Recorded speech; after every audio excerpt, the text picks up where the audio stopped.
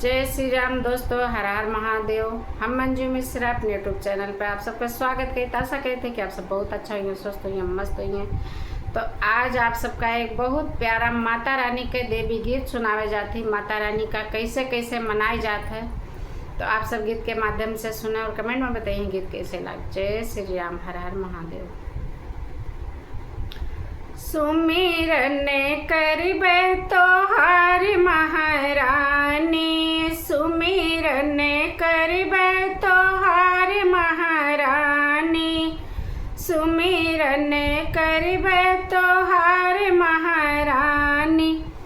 अम्मा के तरे तरे निकली भवानी, अम्मा के तरे तरे निकली भवानी। ओ अम्मा बऊरन लाग महारानी, ओ अम्मा बऊरन लाग महारानी। सुमिरन करबे तोहार महारानी, सुमिरन करबे तोहार महारानी।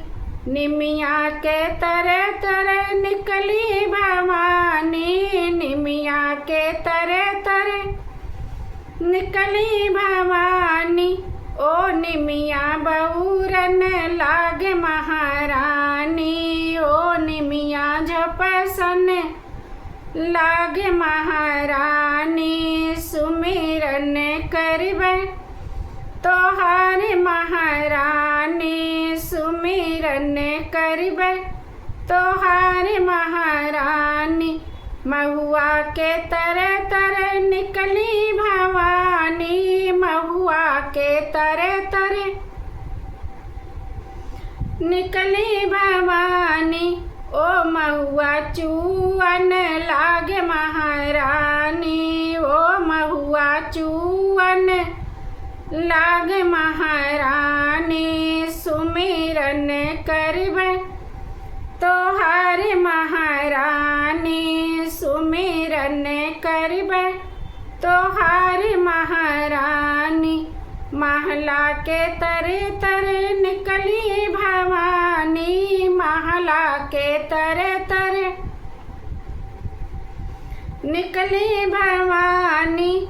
जगमग होय महला महारानी, जगमग होय महल महारानी। सुमिरन करबे तोहार महारानी, सुमिरन करबे तोहार